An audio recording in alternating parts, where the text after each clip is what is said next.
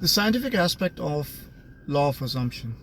Now, I see a lot of NLPers and hypnotists talking about law of assumption.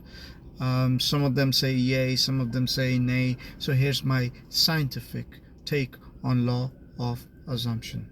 This is Jack Singh.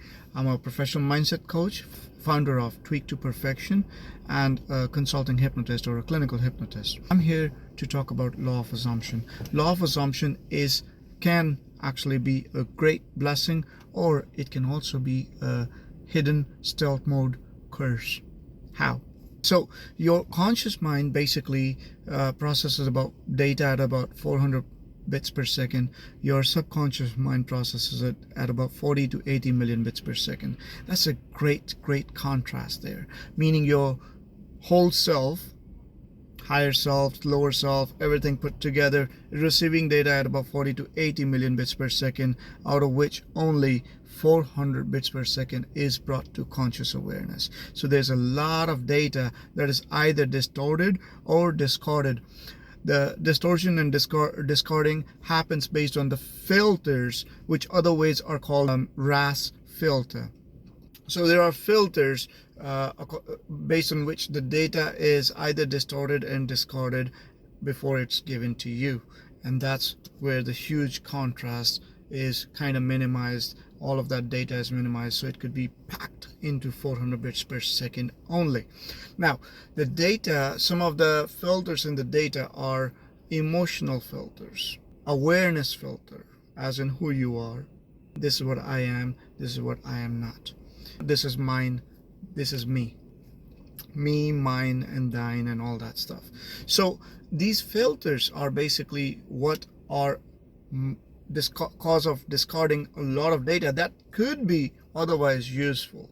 And when you practice law of assumption, or in other words also act as a frame in NLP, basically your subconscious mind is now giving you data which you were not getting otherwise.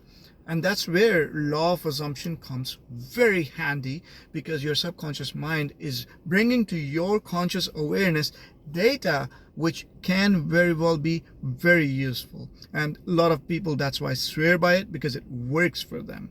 Now, a lot of people say it's a red flag because let's say you want to be a CEO of a Silicon Valley firm, and if you act as if you are already, then you would not take the actions.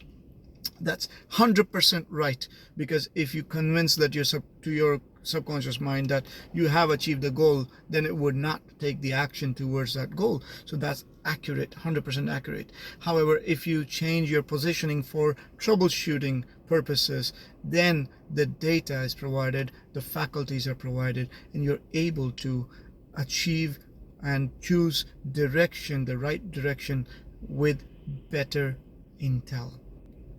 Now, another subsequent law, or a law that is caused because of law of assumption, is law of expectation. A lot of actors in movies, they prove it. So when they do a role of a general, they are assuming they are the general, and hence the body language and the command in the voice is commanded. It comes out naturally because the law of assumption has been assumed to deepest levels of their being, so they are able to enact that way which is exactly like that, and hence creating a rapport with other actors or other people in a way that they must follow, that they have to follow, and it looks so real. And so law of expectation is also, it goes into the quantum mechanics, quantum physics. A lot of people talk about it, which I call observer effect, meaning when you change the way you look at things, the things you look at change, right? That from Wayne Dyer, one of great teachers. I learned for a small time, like not personally but online, I learned from him, and it works. Now, so again, keeping in mind these two sets of who we are, that is who you think you are and who you are. Who you think you are is usually what you are acting as, and who you are is that flexible part of you which is ever changing. And changing the role, changing the expectation. This I am, that I am not. All these are variables that keep on changing. So law of assumption, when used from that perspective, is a blessing. And troubleshooting part, how would I behave if I was a top executive? How would I approach this problem if I was this kind of troubleshooter or a soldier or a mechanic? So that gives a lot of insights, and a lot of intelligence faculty is available to us, which is otherwise not.